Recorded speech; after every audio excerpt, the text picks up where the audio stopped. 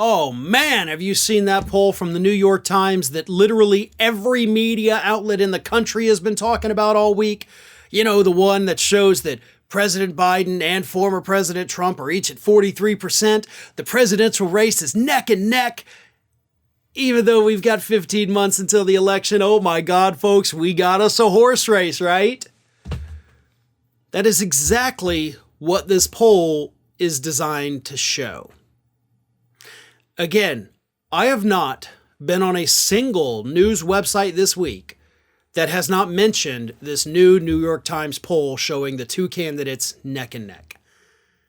The New York Times itself has published more than 4 different stories on the poll that they conducted, in addition to the original poll.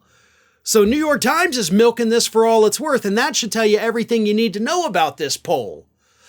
But here's the thing. I don't buy it whatsoever. First of all, folks, it's one poll. It's one poll. That's it. It's one poll. Now, if we start seeing every other poll tell us this same thing, then we're looking at a trend.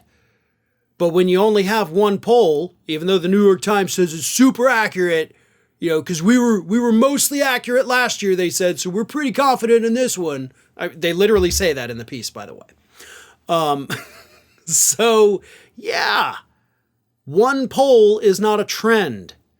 Not to mention the fact that, as I said, we are 15 months out from the general election, and these hypothetical head-to-head matchups don't mean a damn thing, especially because this one came out before Donald Trump got hit with the next 2 indictments that are coming.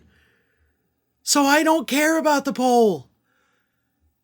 That's not entirely true. There's one part of the poll I do care about, because there's only one part of the poll that's relevant.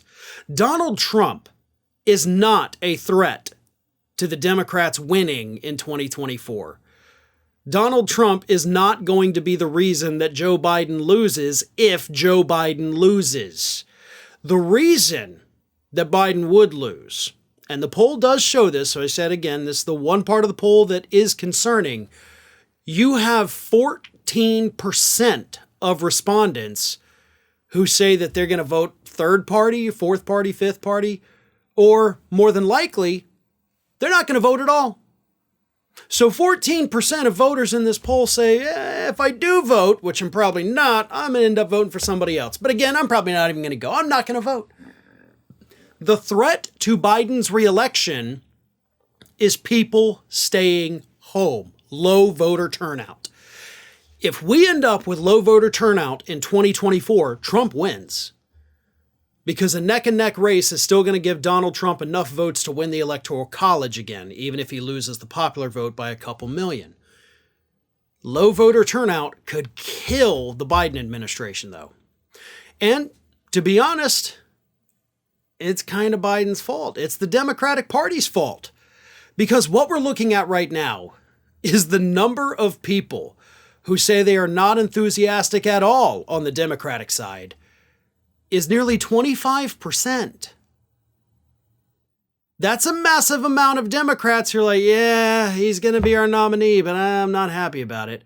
51% of Democrats say they are enthusiastic about it. 51% say they're enthusiastic. So that means there's 49% of Democrats that are not enthusiastic, but there is a portion who says, I'm not enthusiastic, but I do think he's our best bet, so I'll vote for him anyway. Those are terrible numbers. Biden's approval rating, for the record, is only 2 percentage points above Donald Trump's. So if this administration cannot generate some excitement about something, they could be screwed. Could. Not necessarily will, but could. It never hurts you to have enthusiasm, by the way, among the voters. But Biden's not generating that right now. He's old. He is tired. And I don't mean that as an attack on him. When you hear him speak, he's tired.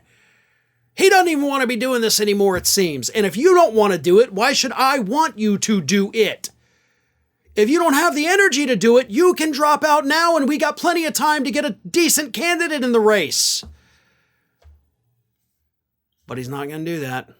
So we're going to have where he's holding the microphone and he's looking around and talking, and oh, people hate that. People hate it. So if you can't win them over with a strong, fun personality like you had, 10 years ago, then you got to win them over with policy. That's not to say that you haven't done some good things. You've also done some not good things.